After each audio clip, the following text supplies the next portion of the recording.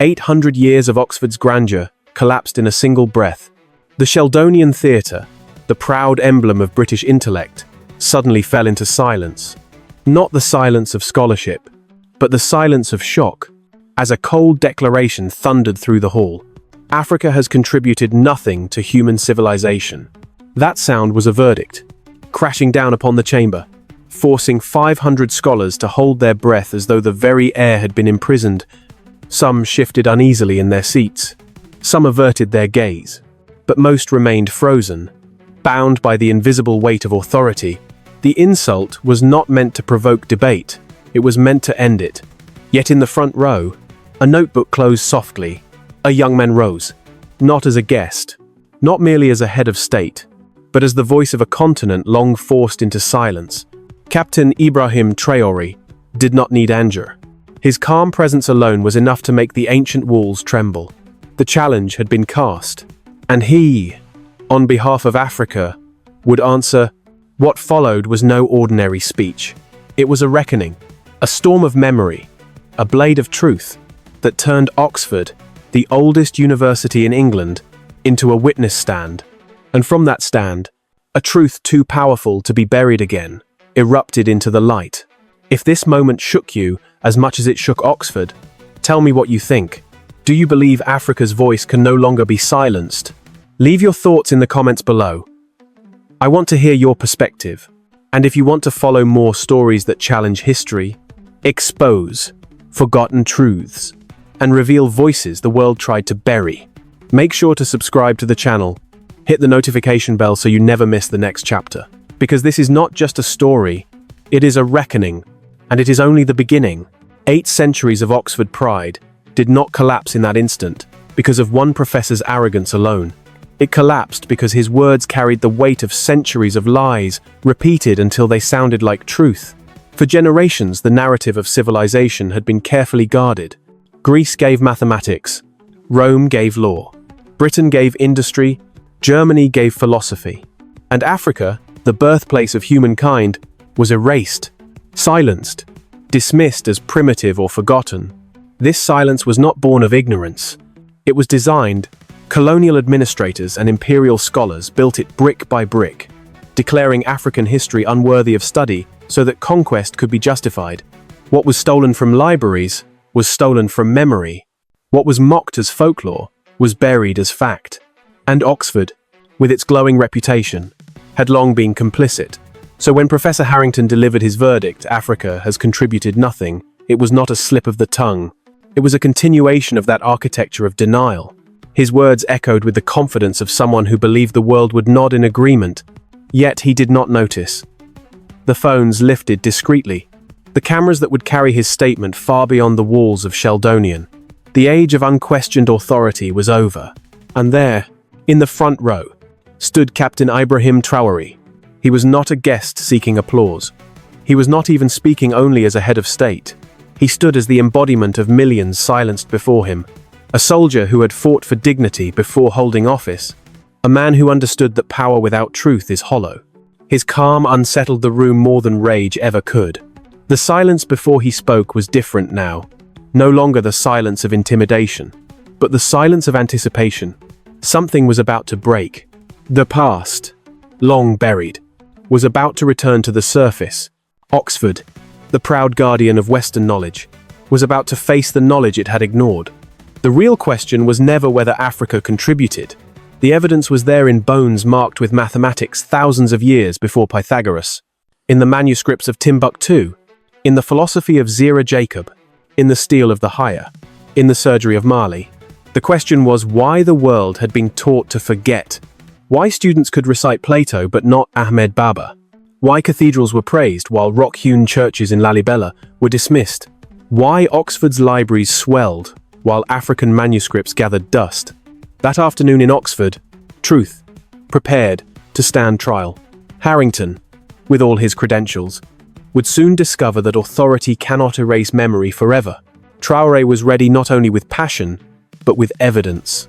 He had not come to humiliate an aging professor, but to remind the world that civilization is not the property of one continent. Within minutes, his words would travel across oceans. Within hours, They would trend across languages. Within days, they would shake academic institutions that had long protected a single narrative. But in that first breath, before the first word left his lips, the room itself trembled, because the story of civilization was no longer about to be told by the victors. It was about to be told by Africa itself. He was not born in palaces or surrounded by privilege. Ibrahim Traore first opened his eyes in a land of dust and fire, where the horizon carried both promise and hardship. Burkina Faso was not a country that offered much to its children. Its fields cracked under sun, its rivers shrank with each season, and its villages bore the scars of poverty. Yet amid scarcity, there was also strength. Families held together. Elders told stories by firely. From a young age, Ibrahim listened more than he spoke. He listened to tales of kingdoms that had once thrived on the same soil, mossy warriors who had defended their land, scholars who had written wisdom in manuscripts, leaders who had fallen too soon. In those stories, he discovered something deeper than history. He discovered dignity, even if the world denied it. His people had once stood tall. At school, he showed discipline. Not brilliance in the ordinary sense, but a quiet focus that drew attention. He was never the loudest in the room, but teachers saw how he absorbed knowledge, how he questioned with purpose, how he carried himself with a calm, unusual for his age. For a boy in Burkina Faso, choices were limited. The army offered a path, not glory. But when he joined military training as a teenager, Ibrahim did not yet know he was stepping into destiny. The barracks became his classroom, the rifle, his pen, the parade ground, his first stage. He trained hard, not because he wanted rank, but because discipline gave meaning to chaos. And soon, he realized something important. Leadership was not about shouting orders. It was about earning trust. He carried heavy packs for comrades when they stumbled. He stood guard, so others could rest. He listened to complaints when no officer cared. Slowly, the title, Captain, ceased to be an appointment. It became respect, whispered by men who would. Burkina Faso was already bleeding. Militants crept across borders. Villages burned overnight. Families fled their homes. Soldiers buried brothers without ceremony, their names forgotten outside the dust of Sahel. Ibrahim stood among them, not above them. He knew what it meant to fight without resources, to face an enemy invisible, yet relentless. Each death weighed on him. Each mother's cry carved itself into his heart. He began to ask a question others avoided. Who truly protects the people? Politics in Ouagadougou, the capital, offered no answer. Corruption spread like rot. Governments changed hands in rapid succession. Leaders spoke of democracy while ignoring hunger. Ordinary people grew weary. Mutinies broke out in the army. Young soldiers, tired of dying for nothing. And in that unrest, Ibrahim's name surfaced again and again. He had not asked for it, but he had earned it. When the moment came, when the government collapsed under its own failures, Ibrahim did not step forward as a conqueror. He stepped forward as someone pushed by necessity. In October, under a heavy sky, he became not just captain to his men, but president to his people. 34 years old, the youngest head of state in the world, carrying on his shoulders not medals but expectations. Many doubted him. Too young, too inexperienced, too vulnerable. Western powers watched with suspicion. Analysts dismissed him as a passing figure, but the people, farmers, mothers, students saw something else. They saw themselves. They saw a man who had walked their path, who knew hunger and dust, who had buried friends and still stood. In his speeches he avoided grandeur. His words were cut from the soil. We have no choice but to fight for our dignity. No one will give it to us. Crowds filled the streets, not with blind worship but with relief, as if at last someone dared to speak the words they had whispered for years. Children painted his name on walls. Elders compared him to Sankara, the revolutionary spirit of the past, reborn in a new generation. For a brief moment, the hope returned to the faces of a people long betrayed. But power is never pure. Every cheer was shadowed by whispers of betrayal. Every promise carried the weight of enemies waiting in silence. Ibrahim knew it. He had walked through fire before. He understood that leadership meant sacrifice, isolation, and dangers seen and unseen. Yet he also knew something else. Dignity is worth the price. His path would soon lead far from battlefields and dusty villages.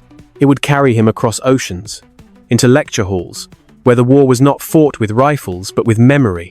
And there, in the hallowed halls of Oxford, he would face a challenge greater than bullets, the challenge of truth itself.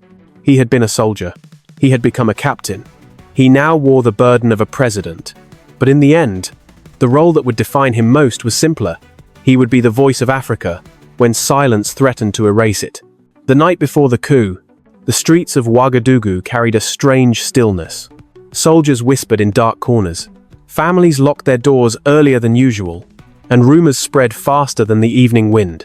Burkina Faso had seen governments fall before, yet this time the air felt different. The people were tired, their patience worn thin by promises broken again and again. Terrorists roamed freely in the north.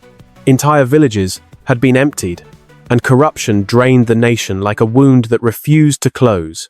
In the barracks, Ibrahim Traore sat among his men, not as a distant officer, but as one of them. He listened to their anger, their grief, their exhaustion. They had fought for years without proper weapons, without clear strategy, and without leadership they could trust. Young soldiers looked at him and asked questions he could not easily answer. Why do we fight if the government does not care? Why do we bury our brothers while politicians drink in safety? Those questions burned inside him. The coup did not begin with grand speeches or secret meetings in foreign hotels. It began with dust on boots, with men who decided they could no longer serve leaders who had abandoned the people. Tanks rolled not out of ambition but out of desperation. Ibrahim had not sought the moment, but when it arrived, his calm presence gave direction. He did not roar. He did not promise miracles. He simply said, "If we do not act now, we will lose our country." The words were enough. On the morning the government fell, Ouagadougou awoke to the sound of gunfire near the presidential palace. Crowds gathered, uncertain whether to fear or to hope.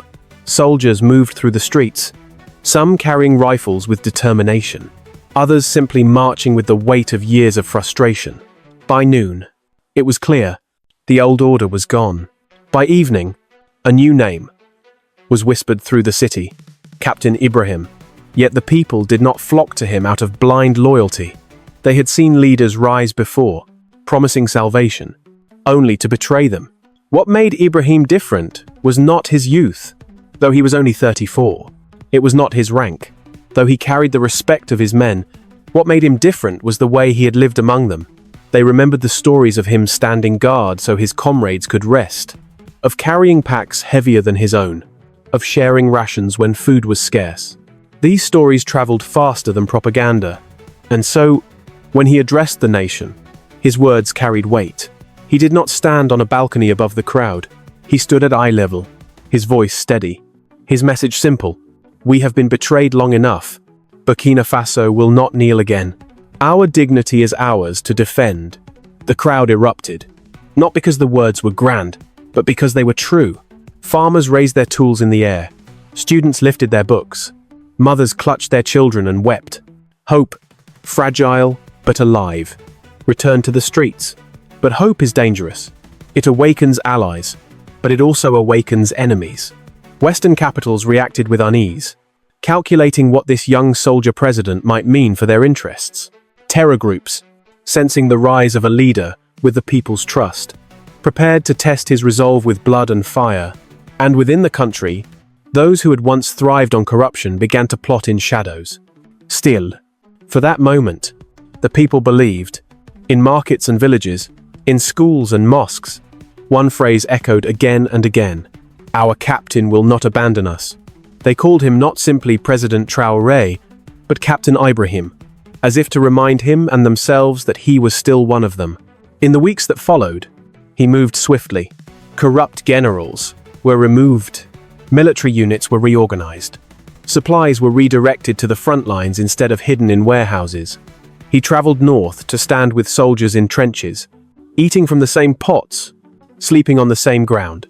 Cameras captured him in the dust, his uniform stained like theirs. For many, this was the first time they had seen a leader not above but among them. The hope was real, but fragile. Every new day brought threats. Every step forward was shadowed by fear of betrayal. And Ibrahim knew that the greatest battles were not fought with guns alone. They were battles of memory, of identity, of truth itself. If a people could be convinced they were nothing, they could be ruled forever.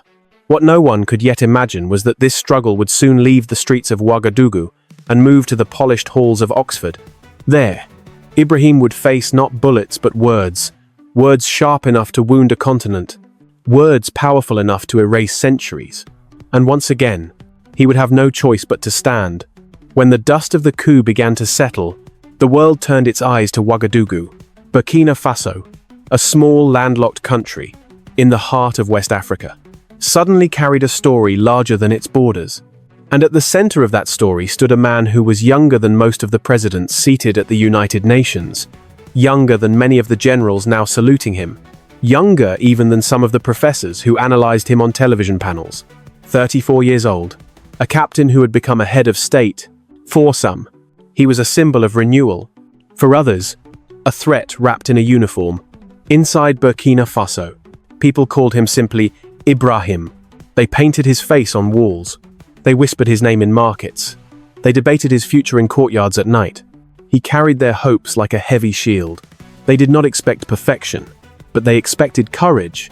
They expected that, unlike the leaders who came before him, he would not forget them once he sat in the presidential chair. For a while, he proved them right. He traveled to regions long abandoned by the capital, listening to farmers, speaking to students, eating with soldiers.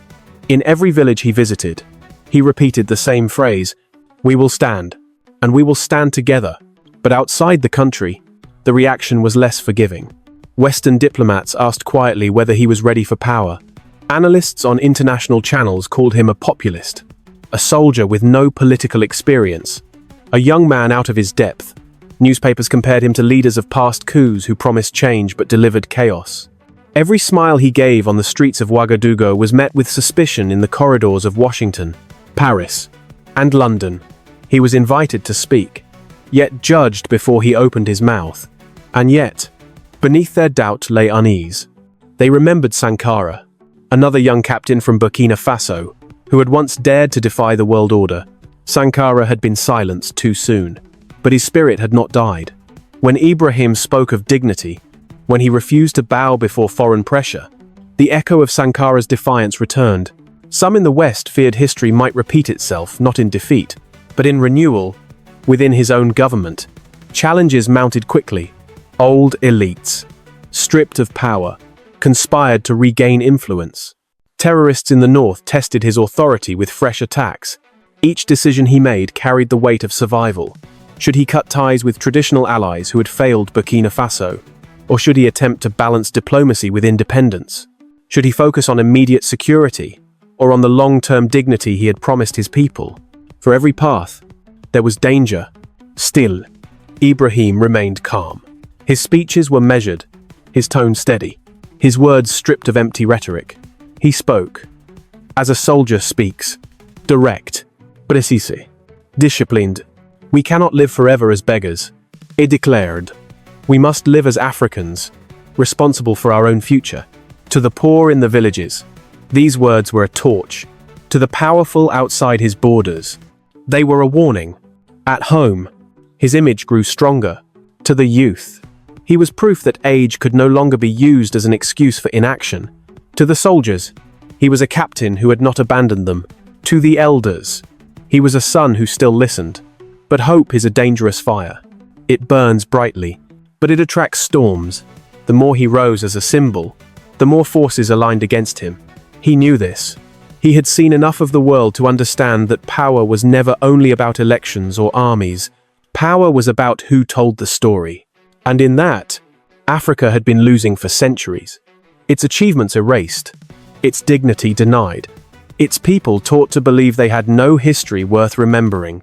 Ibrahim understood that unless the story changed, the struggle for dignity would never be won. That is why, when an invitation arrived from Oxford University, he did not refuse. Some advisors warned him it was a trap, a stage prepared to humiliate him. But Ibrahim saw it differently. If Africa was to reclaim its voice, it had to speak in the very halls where silence had been enforced. He accepted. He prepared. He carried with him not the weapons of a soldier, but the documents of a scholar, the memories of a continent, and the calm certainty of a man who knew that truth itself could be a blade sharper than steel. He did not yet know how Oxford would greet him. He did not yet know the words that would ignite a storm across the world, but he knew one thing. The silence that had buried Africa for centuries would not hold forever. And so, when he boarded the plane to England, carrying little more than a folder of notes, he was not traveling alone. He carried the weight of millions, the whispers of ancestors, the dignity of a continent. The young president was ready. The world was not. The Sheldonian Theatre had seen centuries of ceremony, its domed ceiling, painted with angels and allegories, looked down on scholars who believed they were guardians of civilization. On that March afternoon, the theatre filled with 500 voices, academics, students, diplomats, and journalists, all waiting for a lecture on global leadership. The light through the high windows was sharp, cutting the dust that floated in the air, as if the room itself was holding its breath. Outside, Oxford's cobbled streets hummed with bicycles and tourists. But inside, time felt older, heavier. Ibrahim Traore sat in the front row, his dark suit plain, his notebook open, his pen steady in his hand. To most, he appeared as just another guest, quiet and almost too young for the gravity of the occasion. Few recognized that this was the president of a nation. Fewer still understood the weight he carried on his shoulders. He listened politely as speaker after speaker praised democracy, economic partnerships, international cooperation. Words polished like glass, repeated. So often they had lost their edge. He wrote notes, nodded, waited. Then came Professor Edmund Harrington, 68 years old, silver hair neatly combed, glasses perched on his nose, his reputation preceding him like a shadow. Introduced with reverence, he stood at the lectern as if the stage belonged to him. He began smoothly, recounting the foundations of modern civilization, mathematics from Greece, law from Rome, philosophy from Germany, industry from Britain. His tone was confident, the voice of a man who had spoken these lines many times, always unchallenged. The audience murmured approval, scribbled notes, nodded along. But beneath the rhythm of his words was something colder, sharper.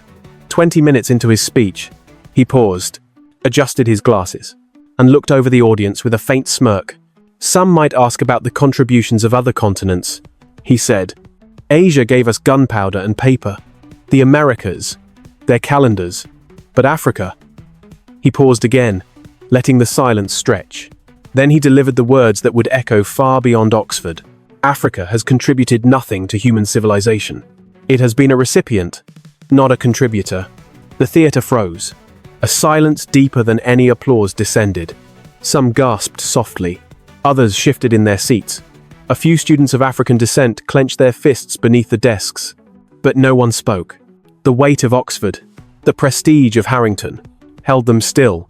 His arrogance was not only in the words, but in the certainty that no one would dare to answer. In the front row, Ibrahim closed his notebook. Slowly, deliberately, he placed his pen beside it. Around him, the air thickened with tension.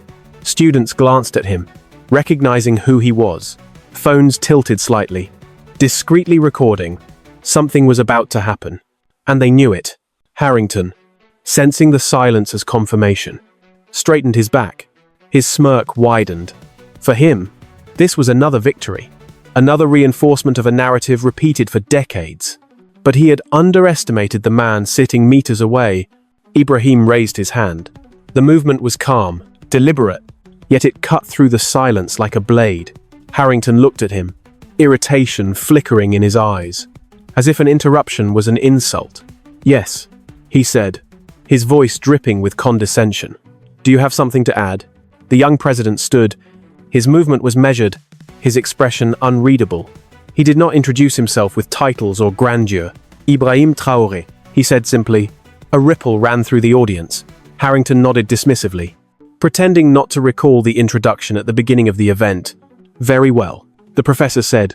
Do enlighten us, but please stick to facts. Not romantic nationalism. The arrogance in his voice was met with a silence heavier than before. Ibrahim walked to the lectern, carrying only a thin leather folder. He placed it gently on the wood, looked out at the audience, then fixed his eyes on Harrington. His voice, when it came, was calm, clear, unshaken. "Professor, before I address your challenge, allow me to ask you a question. Have you ever visited the manuscript collections in Timbuktu? Have you studied the mathematical treatises of the Dogon people? Have you examined the metallurgical techniques of the Haya?" The professor waved a hand. "Mud buildings and folklore," he scoffed. "Hardly civilization." Gasps rippled through the hall. Ibrahim remained calm. He opened his folder and pulled out a single sheet. He held it high so the audience could see. "Then, let us begin with this. A page from the Lebombo bone, discovered in Swaziland, 44,000 years old. It contains the earliest known mathematical calculations, 29 notches, marking lunar cycles. Mathematics, Professor, did not begin in Greece. It began in Africa."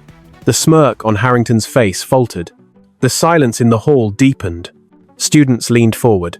Phones rose higher. And in that moment, the balance of power shifted. Harrington was no longer the unquestioned authority. He was on trial.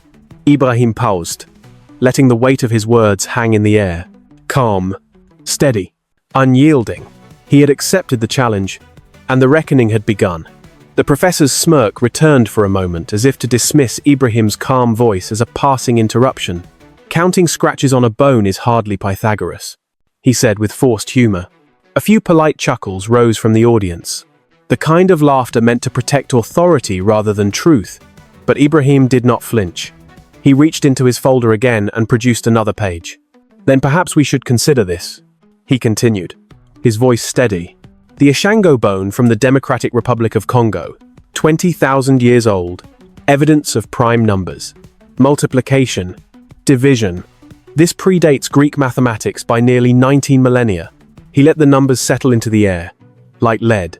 The theater, moments ago ready to laugh, now fell into silence again. Harrington adjusted his glasses, his lips tightening. "Isolated curiosities," he muttered. But Ibrahim lifted his hand, and the professor fell silent. "Isolated," he repeated. "Let us speak of isolation. When the University of Sankore in Timbuktu housed 700,000 manuscripts and educated 25,000 students in the 12th century, Oxford was still little more than taverns and wooden halls. A gasp broke from the back of the theatre. Students who had slouched now sat upright, pens scratching furiously across pages.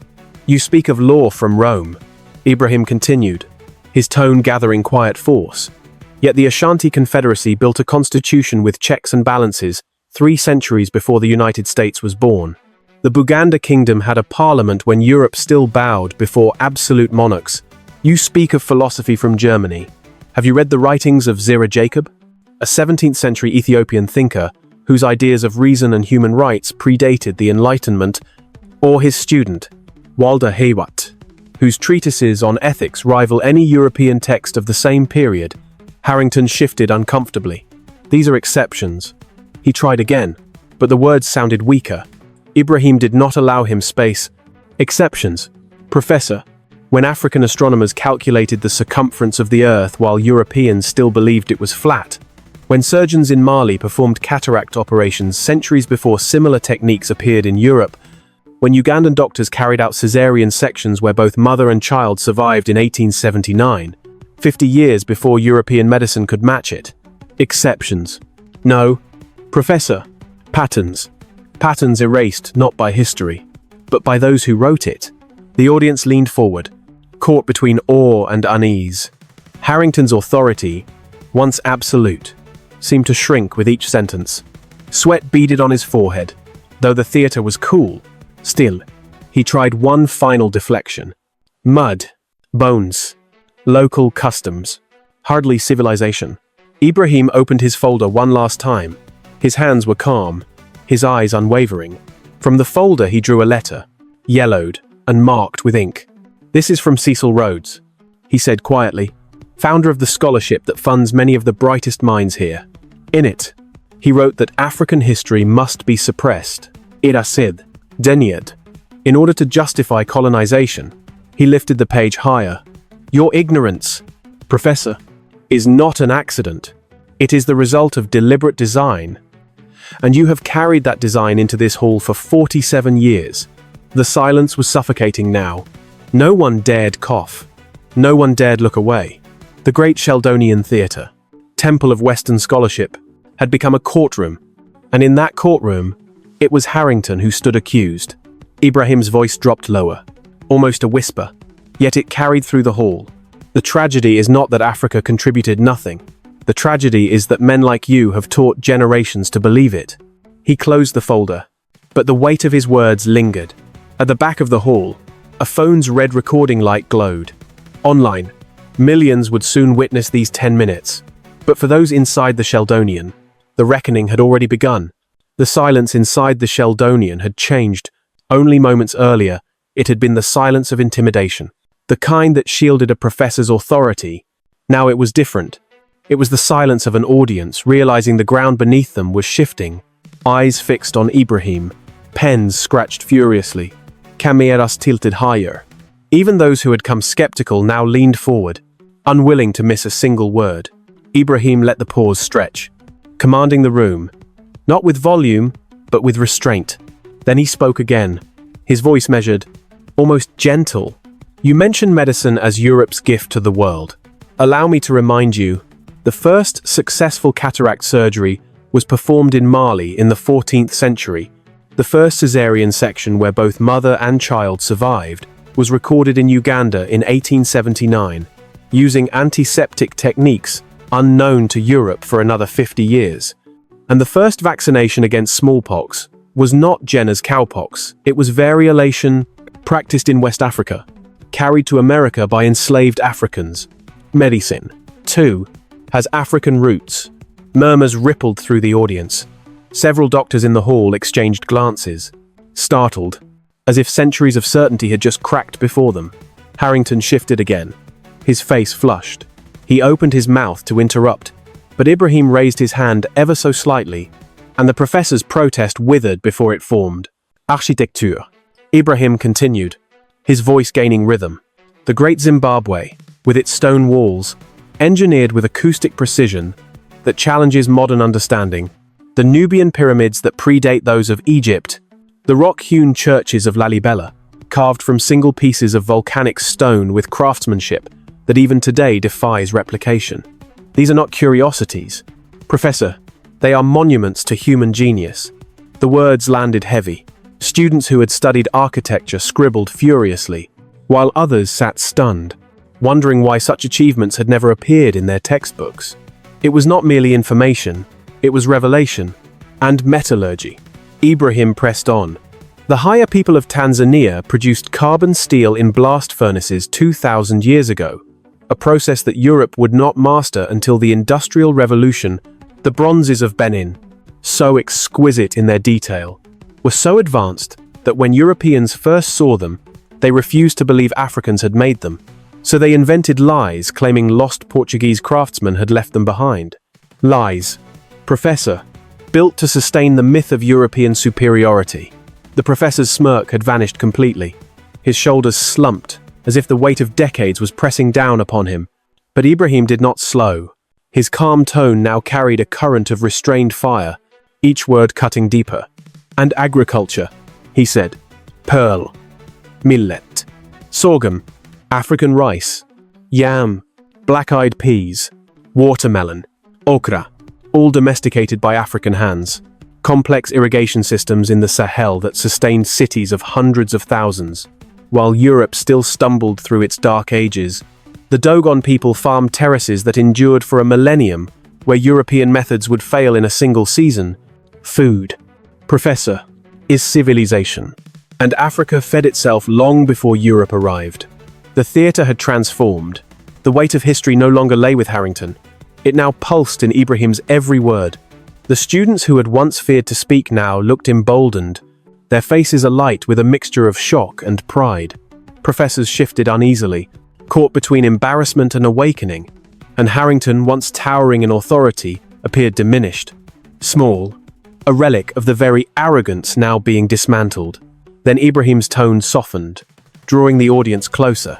But perhaps Africa's greatest gift was not in stone, or steel, or medicine. It was in spirit. Ubuntu. I am. Because we are. While European philosophy obsessed over the individual and conquest, Africa nurtured collective responsibility, restorative justice, human dignity. These ideas, dismissed for centuries, are now rediscovered by a world searching for meaning. What you call progress, Professor, we called humanity. A wave moved through the hall, some gasps, some nods, even quiet applause from scattered corners. Ibrahim did not acknowledge it. He simply stood firm, his presence filling the chamber with a calm authority no title could grant. He lifted his folder once more, but this time did not open it. His eyes locked with Harrington's bees. The tragedy is not that Africa gave nothing. The tragedy is that for centuries you chose not to see it. You, and those before you, built your reputations. Not on truth, but on irashar. The professor tried to respond, but no sound came. His mouth opened, then closed. His hands trembled slightly on the lectern. For the first time in decades, Edmund Harrington had no words, and the audience knew it. They felt it. The tide had turned. In those walls, built to enshrine Western learning, Africa's voice had risen, clear and undeniable. But Ibrahim was not finished. He had saved his sharpest blade for last. The air inside the Sheldonian was charged, as if the paintings on the ceiling leaned down to listen. Ibrahim let the silence linger a heartbeat longer before speaking again. His voice was calm, but now it carried the depth of history itself. Professor, you speak of libraries in Europe, of knowledge carefully preserved in Latin and Greek. But tell me, have you ever walked through the manuscripts of Timbuktu? Have you held in your hands the words written on African soil when Oxford was still a cluster of drinking halls? The name alone, Timbuktu, sent a ripple through the audience. For many, it existed only as a myth, a half-forgotten story of deserts and caravans. Ibrahim gave it flesh and weight. In the 12th century, the University of Sankore housed more than 700,000 manuscripts. Law, mathematics, medicine, astronomy. At its height, 25,000 students studied there, debating ethics, writing treatises, calculating the movement of stars. At a time when Europe was drowning in superstition, African scholars were charting the heavens. He paused, letting the image form. Rows of students under Sahel skies, ink staining their fingers, teachers speaking beneath clay walls, while caravans arrived with books instead of weapons. Those manuscripts still exist, Ibrahim continued. Thousands of them, hidden away, saved by families who risked their lives to protect them during colonial rule. Why are they not in your textbooks? Professor, why are they not on your syllabi? Because if the world knew, it would have to rewrite the... A murmur of agreement rose from the African students in the room. Their faces glowed with recognition, as if Ibrahim was not only telling history, but restoring something stolen from their very identity. Others in the audience shifted uncomfort. And astronomy. Ibrahim pressed on. The Dogon people of Mali mapped the orbit of Sirius B, an invisible star to the naked eye centuries before Western telescopes confirmed it. How did they know? Who taught them? You call it coincidence. We call it science. You call it myth. We call it memory. The silence deepened. Harrington's hands clutched the lectern, his knuckle pale. His authority was bleeding away with every word Ibrahim spoke, and yet he could not stop it. You spoke of philosophy, Ibrahim said, his eyes scanning the hall. Then, let us remember Zira Jacob of Ethiopia, who wrote about rational inquiry and human rights in the 17th century, long before Descartes, long before Locke. His student Walter Hayward expanded those ideas, producing works on ethics that rivaled anything written in Europe at the same time. But because they wrote in Ge'ez, not Latin, their wisdom was dismissed, not because it lacked depth, but because it was African. The room stirred. Professors who had once leaned back now leaned forward, some whispering to each other in disbelief. Young students tapped rapidly on their phones, fact-checking in real time, eyes widening as the truth emerged. For every example Ibrahim gave, they found the evidence confirmed. And law. Ibrahim's voice cut on. The Ashanti Confederacy's constitution, with checks and balances, centuries before America wrote its own. the Buganda Parliament, with its complex system of governance, while Europe still bowed to absolute monarchs. Democracy, Professor, is not your invention. It is a seed planted on African soil. The audience erupted not in applause, but in gasps, murmurs, shifting bodies overwhelmed by revelation. Harrington's face drained of color. He had spent a lifetime defending a single narrative. In less than half an hour, it was being torn apart piece by piece. But Ibrahim was not triumphing for himself. His tone never became arrogant. He spoke as a custodian, not a conqueror. Every word carried the weight of ancestors.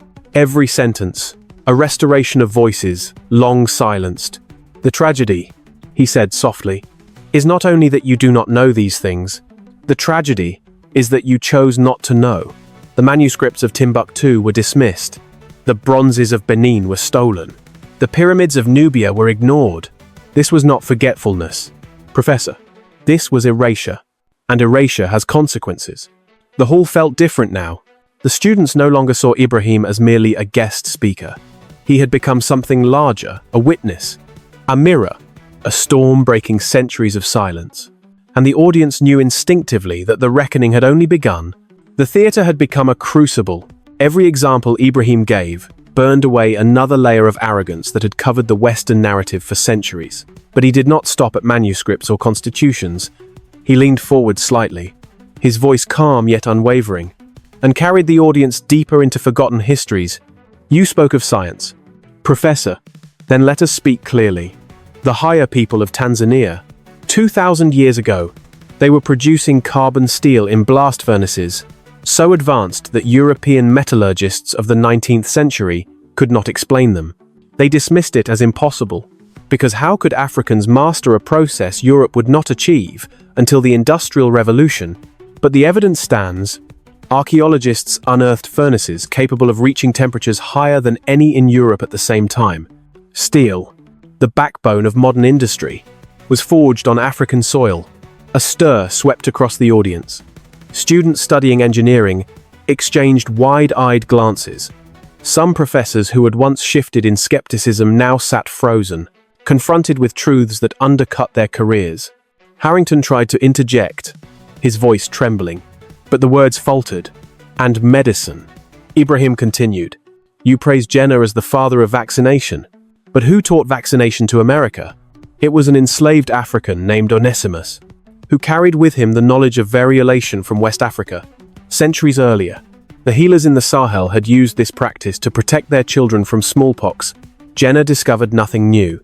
He rediscovered what Africa had already known. Gasps rippled through the hall.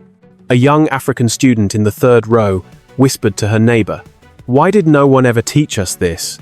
Her voice cracked, half wonder, half grief. Ibrahim's tone deepened. In Mali, cataract surgery was performed with precision in the 14th century. In Uganda, in 1879, doctors carried out a caesarean section where both mother and child survived. They used antiseptic methods unknown in Europe for decades. Yet when these stories were told, they were dismissed as legend. Do you see the pattern, Professor? Every time Africa contributed, Europe erased. The hall shifted again. A murmur of anger and disbelief running like electricity through the rows.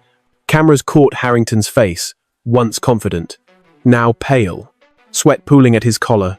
His silence was louder than his words had ever been.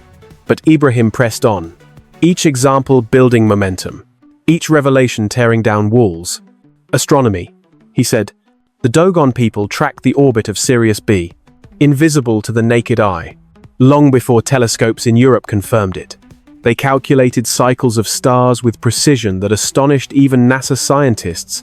Was this primitive folklore, Professor, or was it science that your ancestors refused to acknowledge because it came from black hands under African skies? The question struck like a hammer. No answer came. The theater's silence was now complicit, a silence that admitted guilt. And let us not forget art. Ibrahim continued, his tone soft but piercing. The bronzes of Benin, so detailed, so sophisticated, that when Europeans saw them, they declared Africans could not have made them. They invented lies about lost European craftsmen, but those bronzes were African. They are African, and they were stolen, displayed in Western museums as trophies of conquest, while the people who created them were written out of history. Faces in the hall hardened. Some professors looked down at their notes, ashamed. Others stared at Ibrahim with wide eyes, as if realizing for the first time how much had been hidden. And agriculture, he added, pearl millet, sorghum, African rice, yam, okra, domesticated in Africa. Irrigation systems in the Sahel sustained vast cities for centuries. Terraced farming by the Dogon endured for a millennium in conditions where European farming would collapse in a season. Agriculture, Professor, is not a Western invention. It is civilization itself, and Africa mastered it long before you gave us the word primitive. The words carried like thunder, yet Ibrahim's tone never turned to rage. He did not shout. He did not gloat. He spoke with a quiet authority, as if he were merely opening a door and inviting the truth back into the room. That restraint made it all the more devastating. At the back of the hall, a professor of history whispered to his colleague, "If even half of this is true, we must rewrite everything." The colleague said nothing, but his trembling hands betrayed agreement. Ibrahim looked once more at Harrington, who seemed smaller now, almost swallowed by the lectern he once commanded. "Professor, civilization is not owned. It is shared, and Africa has always been part of it. The tragedy is not our absence. The tragedy is your erasure." The words hung heavy. The Sheldonian theatre, once proud and untouchable, had become a witness stand. And still, Ibrahim was not done. He had one final gift to offer: a philosophy, older than conquest, deeper than empire, the soul of Africa itself. The Sheldonian had become a storm, knowledge long buried, now crashed like waves against the marble walls. Steel, medicine, astronomy, agriculture. Each revelation was a stone thrown into the fortress of arrogance. Harrington, once unshakable, clung to the lectern like a drowning man. The audience leaned forward, caught in the tide, their silence no longer submission but surrender to truth. And then Ibrahim's voice softened. The storm gave way to calm, and in that calm, he planted something deeper than facts. "But perhaps," he said gently, "the greatest gift Africa gave the world was not steel or medicine, not astronomy or agriculture. It was spirit. It was a way of being, a philosophy we call Ubuntu." The word hung in the air, unfamiliar to many, yet carrying a rhythm that demanded attention. Ibrahim let it linger before explaining. Ubuntu means, "I am because we are. My humanity exists because yours does too." While Europe built philosophies of conquest, individualism, and domination, Africa nurtured a philosophy of community, justice, and dignity. Ubuntu is not written in marble laws. It is lived in how we treat each other, in how we heal wounds, in how we forgive, even after centuries of chains. The theatre shifted. This was no longer history, but something living, something present. Ibrahim's tone was not academic. It was intimate, almost pastoral, as though he were reminding the audience of something they had always known but forgotten. "Professor," Ibrahim continued, his eyes still fixed on Harrington, "your civilization prides itself on rights of the individual, but rights without responsibility are fragile. Africa has always taught balance, restorative justice instead of vengeance, collective responsibility instead of selfish gain. In the village, a child does not belong only to their parents, they belong to the community. When one suffers, all suffer. When one rises, all rise. That is Ubuntu. That is civilization." A silence fell that was unlike the ones before. Not hostile, not tense. This was reverent. For the first time since Harrington's provocation, even his allies leaned back. Their resistance softened. The word Ubuntu seemed to echo in their minds. Simple yet profound. A counterweight to centuries of division. Ibrahim pressed on. "Europe has spent centuries teaching conquest. Conquest of land, of people, even of knowledge. But where has it brought us? To wars that scar generations, to empires that crumble, to climate that collapses under greed. Ubuntu offers another path, not conquest, but connection. Not dominance, but dignity." He paused, then added quietly, "When Nelson Mandela left prison after 27 years, he spoke of Ubuntu. He did not call for revenge. He called for healing. When Desmond Tutu sought to rebuild South Africa from the ruins of apartheid, he spoke of Ubuntu. He reminded us that forgiveness is not weakness, it is strength. These were not political slogans. They were ancient truths, carried from village to village, generation to generation. And today, I bring them here, into this hall, because the world still needs them. The audience sat utterly still. Some wiped their eyes, surprised by their own emotion. Others stared at Ibrahim as if seeing him for the first time, not just as a president, not just as a soldier, but as a teacher. Harrington's face had gone grey. His arguments, built on centuries of erasure, could not compete with this, for facts could be disputed, but spirit could not. Ubuntu was not a statistic, it was a mirror, and in that mirror, the West saw its hunger for conquest, its emptiness, disguised as progress. Ibrahim let his words sink in. He did not shout. He did not gloat. He simply stood, a calm figure in a dark suit, holding nothing but a leather folder, and spoke truth with the authority of a continent. You asked me to name a single contribution from Africa to civilization. I have named many, but perhaps the most important is this: the reminder that humanity is not measured by conquest, but by connection. I am, because we are. A hush deeper than silence filled the hall. It was the kind of hush that comes not from fear, but from recognition. The moment when a truth too long denied finally finds its voice. And yet, Ibrahim was not finished. He had revealed Africa's gifts, its erased scientists, its forgotten libraries, its philosophy of dignity. But now he would expose the crime itself, the deliberate erasure, the colonial machinery that had buried Africa under lies. His calm eyes flickered toward the final document in his folder, a piece of paper that would shake the theatre to its core. The folder on the lectern was nearly empty now, yet it carried more weight than all the volumes of Oxford's library combined. Ibrahim placed his hand upon it, steady, deliberate, and drew out one last document. It was only a copy. The ink faded, the paper worn, but the words it carried had survived empires. He held it up so all could see. This, he said softly, is a letter written by Cecil Rhodes, founder of the scholarship that bears his name, a scholarship that perhaps funded the very education of men like you. Professor. The room shifted uneasily. The name Rhodes was not new to Oxford. His statue still loomed over buildings. His fortune still funded students. But rarely was his voice heard aloud. Ibrahim unfolded the letter and began to read, "The history of Africa must be suppressed. It must be erased, forgotten, denied. Only then can we justify the colonization of its people." His voice did not rise. Yet each word struck like a gavel. Their achievements must not be recorded. For if they are, we cannot claim them primitive, erase their past, and we can own their future. Endeavor. A wave of shock rippled through the hall. Students gasped.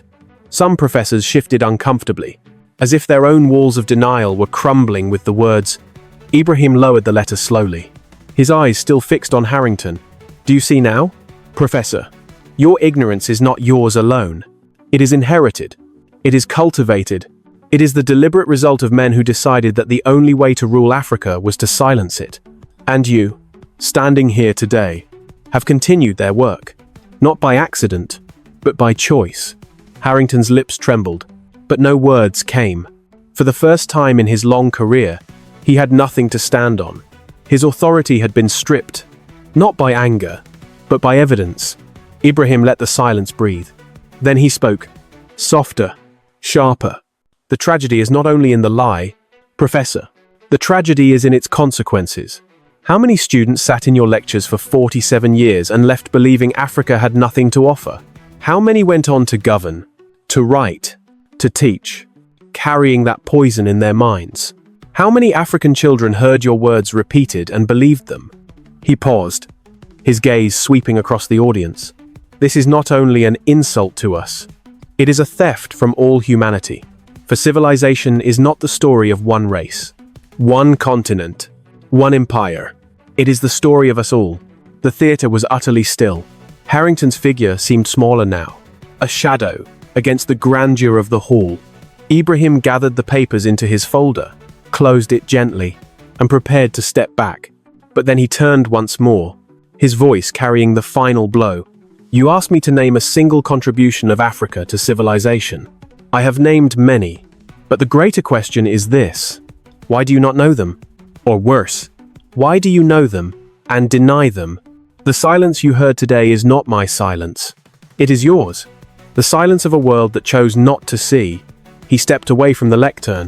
For a moment, the hall seemed frozen between past and future. Then it began. A single clap, sharp and defiant, from a young African woman in the third row. Then another, and another. Within seconds, the silence shattered into thunder. Applause roared through the Sheldonian. Students stood, then professors, then even administrators. Phones shook as they captured history in motion. The hall that had been a fortress of arrogance became an arena of truth. And in the midst of it all, Ibrahim did not raise his hands for glory.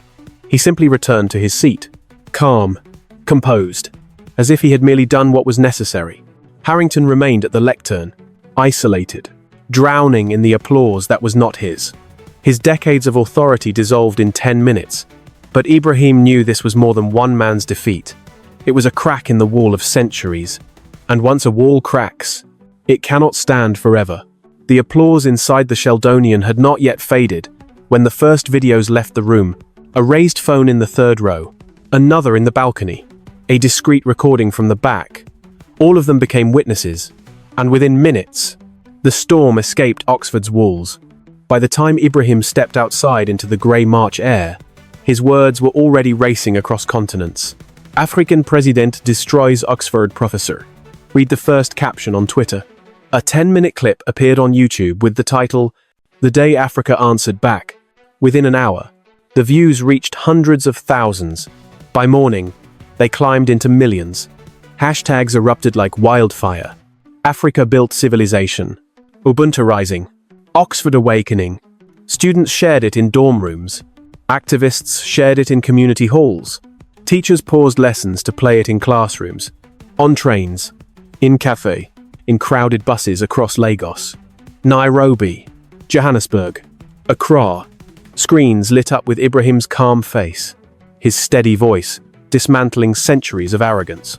For many, it was the first time they had ever heard these facts spoken with such clarity.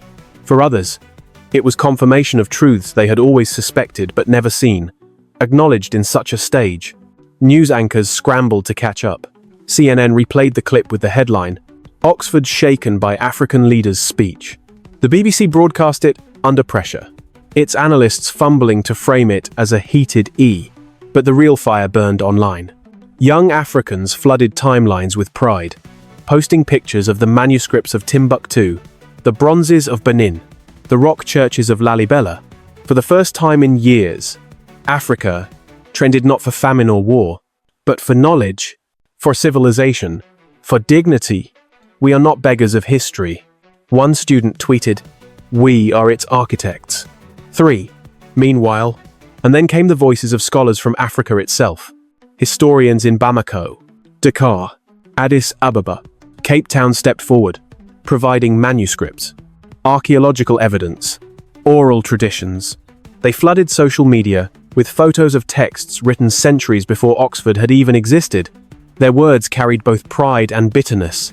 "We have been shouting this for decades," one Malian professor wrote, "but it took a president at Oxford for the world to finally listen." Ibrahim himself remained silent. He issued no statement. Granted. No. Interviews. In Ouagadougou. He returned to work as if nothing had happened. But silence only fueled the storm. His calm refusal to boast turned him into a symbol even greater than the speech itself. He had spoken once, and the world was still echoing. Within days, Oxford University was forced to respond. Students staged sit-in, demanding curriculum reform. The administration released a carefully worded apology, promising a comprehensive review of its history programs. For some it was too little, too late. For others, it was the beginning of long overdue change.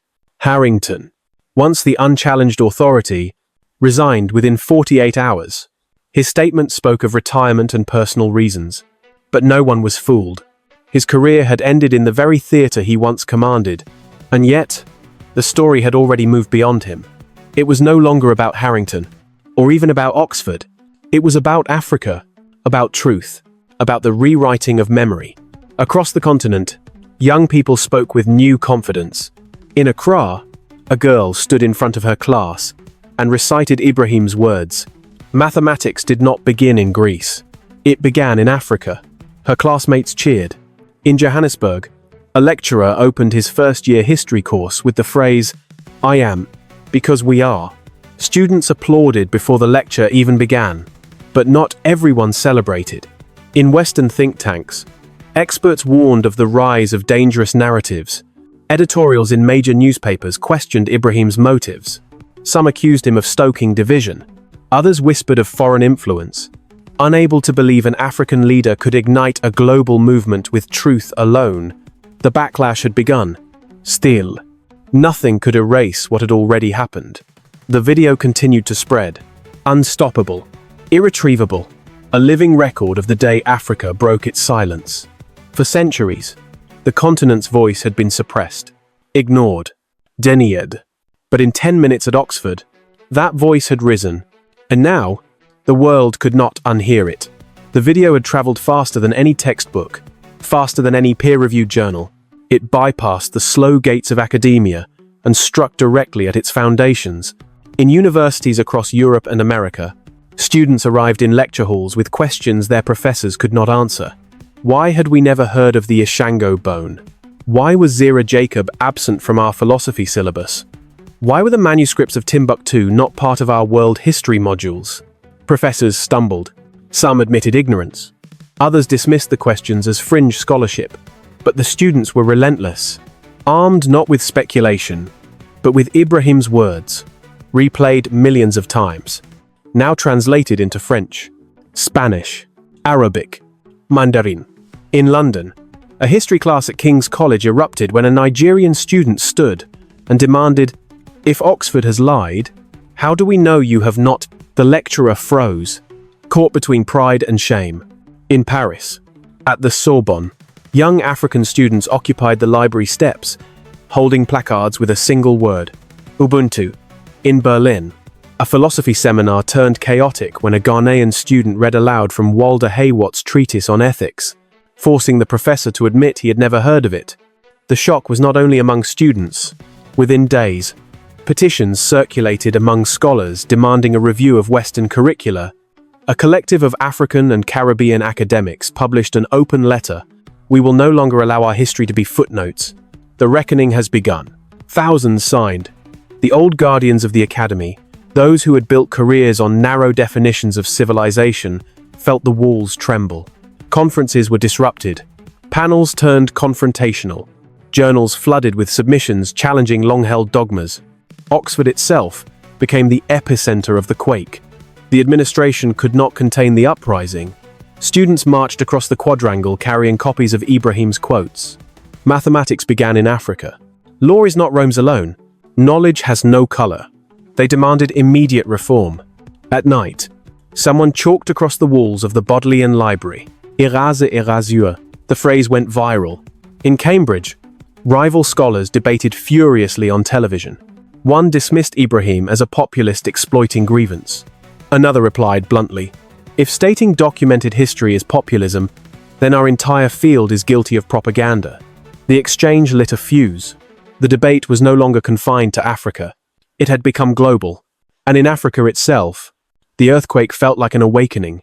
University enrollments in history and philosophy surged. Students who once dreamed only of leaving for Europe now spoke of returning to Timbuktu, to Addis Ababa, to Dakar, to study the archives left untouched. Scholars who had worked in obscurity for decades suddenly found their inboxes flooded with requests for collaboration. Funding offers appeared, not from governments, but from students raising money online, determined to restore what had been ignored. Yet the quake also exposed fractures.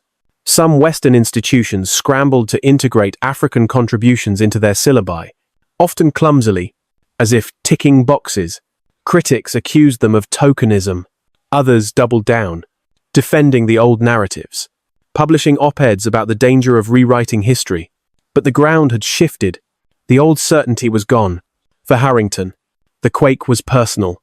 Once invited to keynote conferences, he now received cancellations. His name, once respected, became a cautionary tale. Students whispered about him, not as a scholar, but as the man who had been dismantled in 10 minutes. His silence became permanent. His career, a ruin. Meanwhile, Ibrahim's words found new life. A publishing house released a transcript titled The Oxford Reckoning. It sold out within days, translated into a dozen languages. Bookshops displayed it in windows.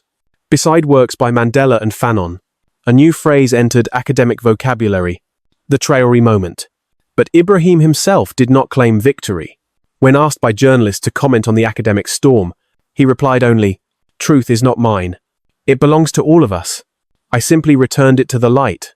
His refusal to capitalize on the moment only deepened the impact. He became not just a president, not just a soldier, but a vessel of memory. The earthquake was far from over. Curricula had not yet been rewritten. Statues still stood. Museums still displayed stolen bronzes. But the ground was no longer stable.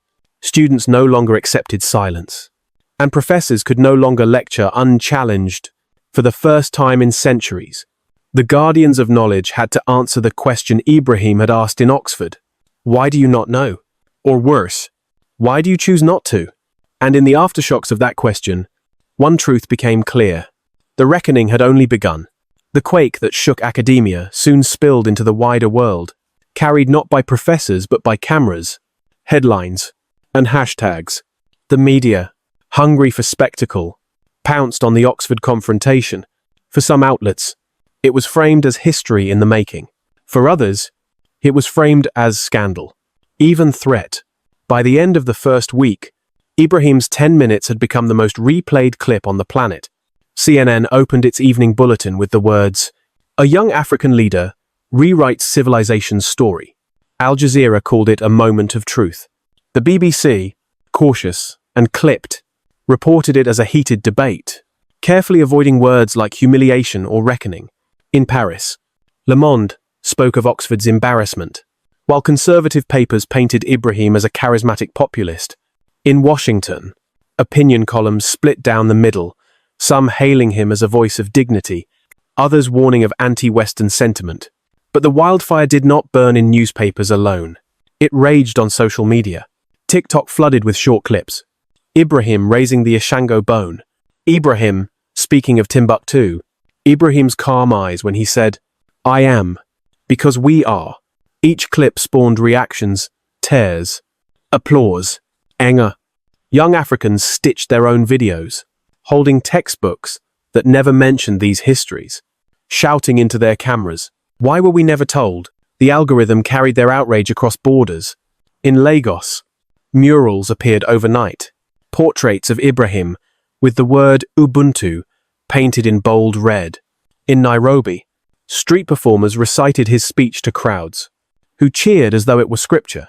In Johannesburg, radio hosts replayed the clip every morning, calling it the day Africa broke silence. But alongside the celebration came distortion. Talk shows in New York debated whether Ibrahim had fabricated history. Tabloids in London called him the African firebrand. A columnist in Rome wrote that revising history is dangerous. It undermines Western identity. On conservative networks, panels warned of a growing African defiance, as if dignity were rebellion. The narrative split. Was he a truth-teller or a demagogue? A restorer of memory or a threat to order? Oxford itself became a battlefield of images. News crews swarmed the Sheldonian steps. Students waved placards with phrases like, "Africa is civilization and knowledge has no color." Interviews with African students went viral, their voices steady, their frustration raw. "We came here to learn truth," one said, "but truth was hidden from us." Ibrahim gave it back. Meanwhile, Western pundits scrambled to contain the damage. Some tried to trivialize the event, calling it overblown. Others insisted Ibrahim had taken isolated facts out of context. But each attempt to minimize him only drew more attention. Every insult was met with a flood of evidence, photos of manuscripts, archaeological finds, testimonies fro. Governments watched nervously. In Washington, diplomats whispered of a charismatic young president stirring dangerous pride. In Paris, officials worried openly. If Ibrahim could ignite such fire abroad, what would he unleash at home?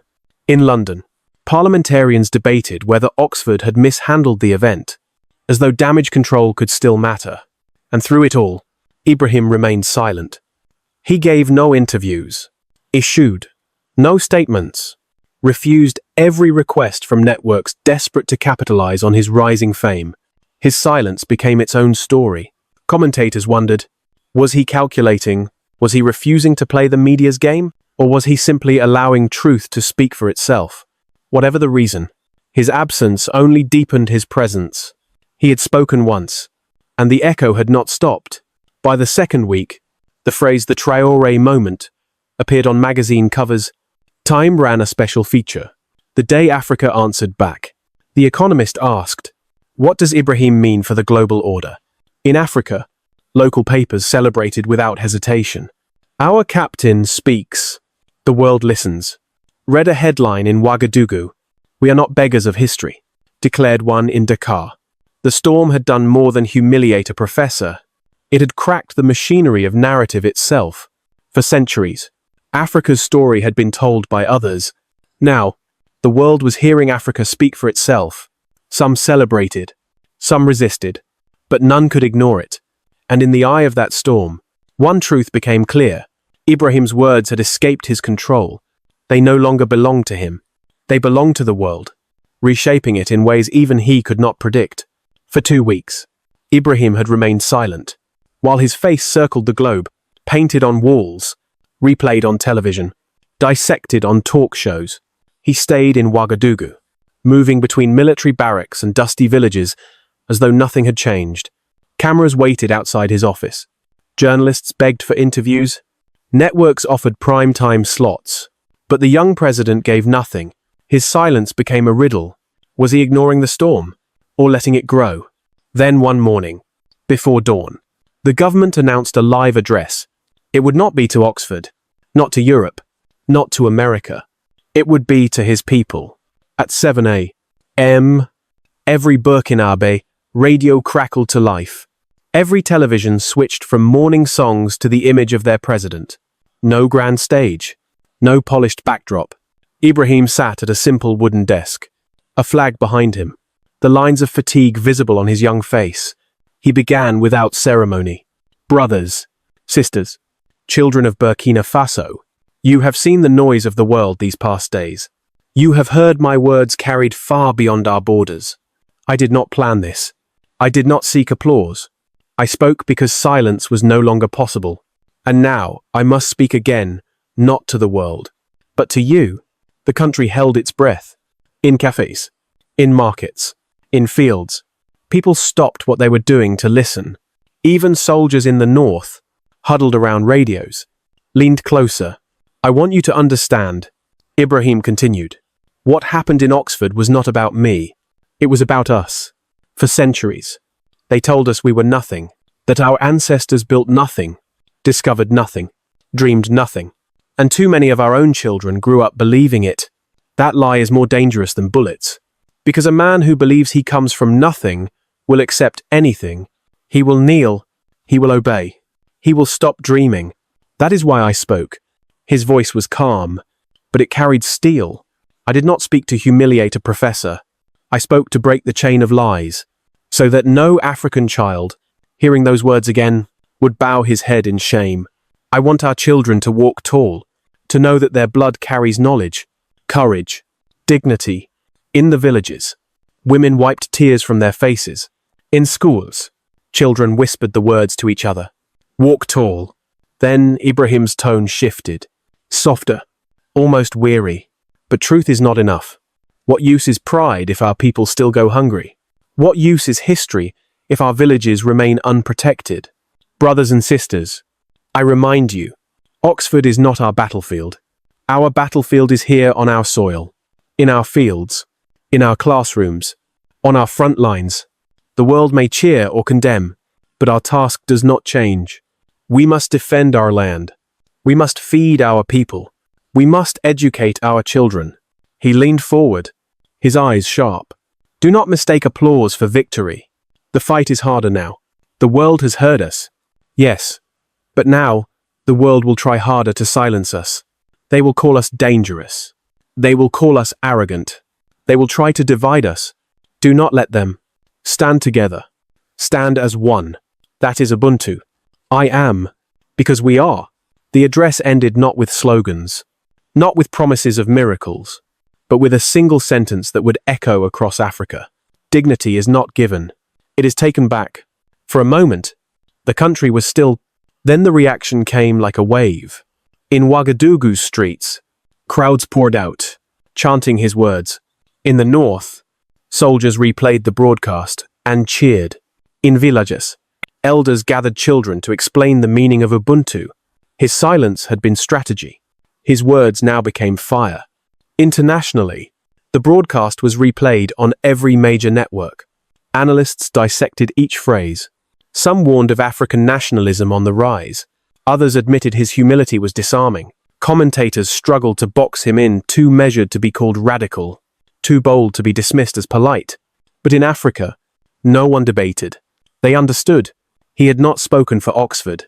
He had spoken for them. And in that moment, Ibrahim ceased to be only a president. He became a voice for a continent, long silenced. Yet, with every word he spoke, enemies sharpened their knives. In foreign capitals, strategies were drawn. In boardrooms, resources were counted. The young captain had declared dignity, and dignity, to those who thrived on subjugation, was the most dangerous weapon of all. In Ouagadougou, the cheers still echoed in the streets long after Ibrahim's broadcast ended. Children repeated his words like a song. Mothers whispered them to babies as lullabies. Soldiers painted them on the sides of their vehicles. Dignity is not given. It is taken back. But far beyond the borders of Burkina Faso, in boardrooms and embassies, the same words were replayed with a very different tone. Not hope, not pride, alarm.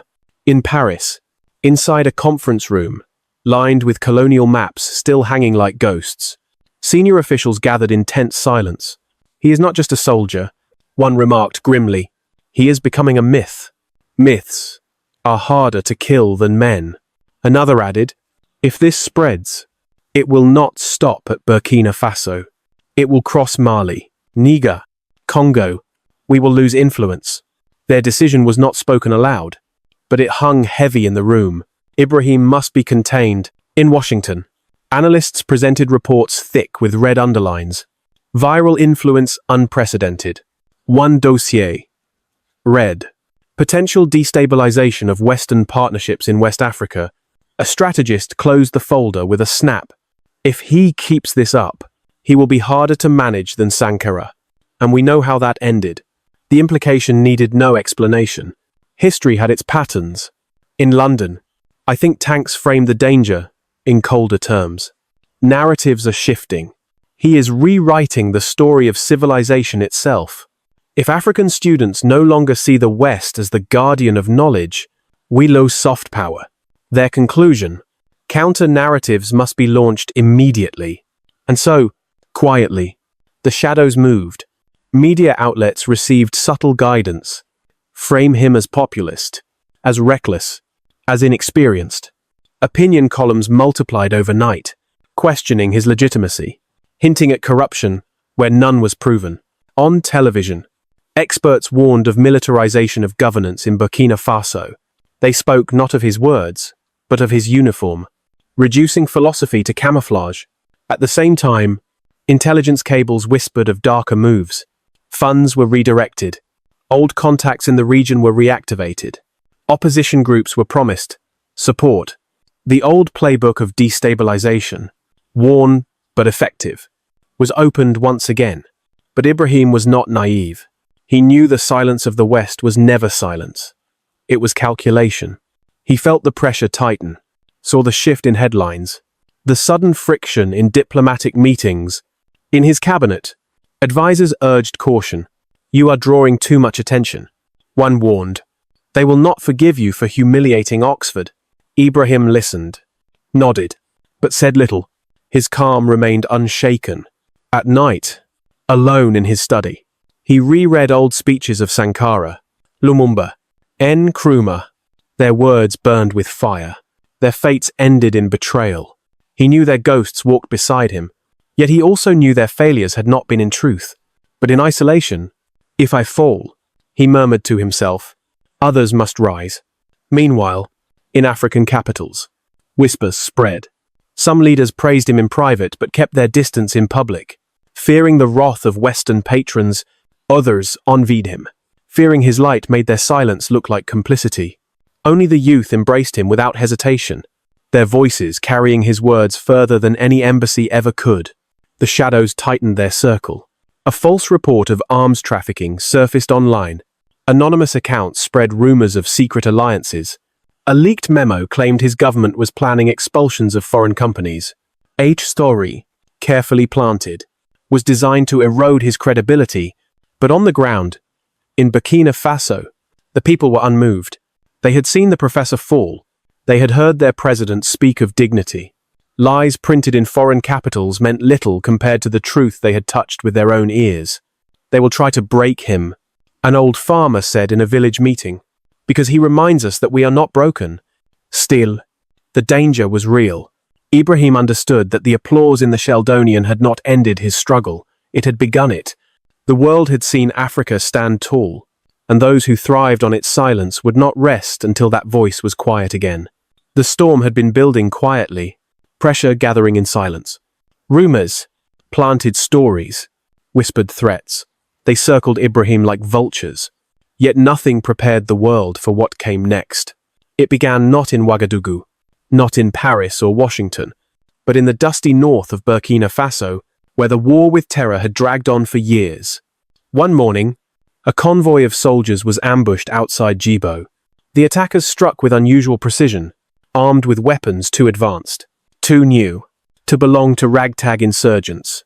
Within an hour, 20 Burkinabe soldiers lay dead. Photos of the aftermath spread, quickly burned vehicles, shattered rifles, boots abandoned in the sand. For the people, it was a wound. For Ibrahim, it was proof. These are not bandits, he told his generals, holding up fragments of ammunition. These are the shadows. But the world saw it differently. Western outlets seized on the attack as evidence of his failure.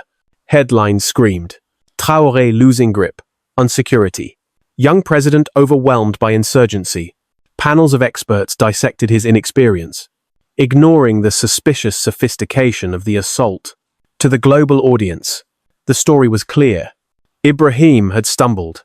Yet, inside Burkina Faso, something else happened. Soldiers, furious at the ambush, rallied tighter around him. Villagers who had once doubted his promises offered food and shelter to troops. Mothers carried water to checkpoints, whispering blessings. The grief of the north turned not to despair, but to defiance. If they come for our captain, an old woman declared in a market, they must go through us. Still, the pressure mounted. Diplomatic cables leaked claims that foreign powers were considering intervention to restore stability. Anonymous voices called him reckless, dangerous, unfit. It was the oldest pattern. Destabilize, discredit, dismantle. Ibrahim recognized it well. Sankara had faced it. Lumumba had faced it. Now it was his turn. But then came the turning point. A revelation too sharp to dismiss, too damning to bury. Hackers no one ever knew from where leaked a trove of documents online. Cables, contracts, intelligence briefs, and in them, evidence that foreign corporations had quietly armed insurgents in the Sahel, supplying weapons through shadow networks to create chaos that justified their continued presence. Names appeared. Companies, governments, the very powers calling Ibrahim reckless were exposed as feeding the fire themselves. The leak exploded across the internet. African media ran front-page headlines. The truth of our war. Protesters in Dakar, Bamako, Niamey flooded the streets, waving banners. Our blood is not their profit. In Burkina Faso, the fury was volcanic. Crowds filled Ouagadougou, chanting Ibrahim's name, not as a politician, but as a symbol of their awakening. Western capitals scrambled. Officials denied involvement. Spokespeople called the leaks fabricated. But the documents were too detailed, too damning. The story slipped out of their control. Ibrahim stood before his people, calm as ever, and spoke. Now you see, our struggle is not against phantoms in the desert. It is against those who profit from our suffering. They want us weak. They want us divided. But today, the mask has fallen. His words ignited something new. The fight was no longer only about Burkina Faso. It had become a continental cry. From Senegal to Sudan, from Ghana to Congo, West Rose, no more silence. No more chains. What began in a theatre in Oxford was now a movement on African streets. And in that moment, Ibrahim understood. He had not sought this role. He had not planned it. But history had chosen him as a hinge. His Oxford reckoning was no longer an event. It was a spark. And sparks, once lit, cannot be controlled. But sparks also invite fire. And as the crowds roared, the shadows deepened. Plans sharpened. Enemies prepared their countermove. The turning point had come. The question was no longer whether Ibrahim would survive it, but whether Africa itself could. The leaks had torn the mask away. But truth is never free. It demands payment. And soon, the cost began to show. In Ouagadougou, the streets still pulsed with chants of Ibrahim's name. His face was painted on walls. His words repeated in markets like prayer. But beneath the roar of pride came the hum of consequence. Prices of fuel and food began to climb as foreign suppliers quietly withdrew contracts. Aid programs, once trumpeted as lifelines, were suddenly suspended for review. Loans that had been promised vanished into endless paperwork. The punishment was silent, but sharp. Not bombs, not bullets, but hunger. Inside the presidential compound, ministers argued deep into the night. Some urged compromise. We cannot fight the world and feed our people at the same time. One warned. Others pressed for alliances with powers beyond the West. If they close one door, we must open another. Another insisted. Ibrahim listened, calm, but heavy. He knew each option carried peril. Bent, and dignity was lost. Resist, and his people would suffer. The attacks in the north intensified. Insurgents, now exposed as pawns of foreign hands, struck harder, as if to prove they still held teeth. Convoys were ambushed, villages burned. Soldiers buried comrades weekly. Each funeral deepened both grief and resolve. This is the price of defiance, Ibrahim told his generals, but it is a price we will pay together. Yet the cost reached closer. Threats whispered into the night. Anonymous letters. A car tailing his convoy. A rumor of betrayal within his own circle. He tightened his guard, not out of fear for himself, but for those around him. He knew too well the stories of Sankara, of Lumumba. Men undone, not by their enemies, but by knives from within. At home, he felt the cost most keenly. Nights when he returned to his study, the weight of silence pressed down. He read again the words of those who came before him, Nkrumah, Cabral, Sankara, and wondered if history was a cycle that no man could break. He thought of his family, of his youth, of the quiet life he might have lived, had destiny not dragged him to the stage. For a moment, he let himself feel the loneliness of leadership. But then he remembered the faces of children chanting his words in the streets, and the loneliness became strength. The international response sharpened. Editorials branded him a dictator. Diplomatic cables warned allies to keep distance. Think tanks spoke of regional instability. Whispers of sanctions grew louder. Yet on the ground, none of this mattered to his people. In villages, farmer dug deeper trench. In cities, students painted murals of manuscripts, bones, and bronzes. The narrative had escaped elite control. It belonged now to the streets. But Ibrahim knew narrative alone could not shield them. The economy strained. Soldiers bled. Families starved.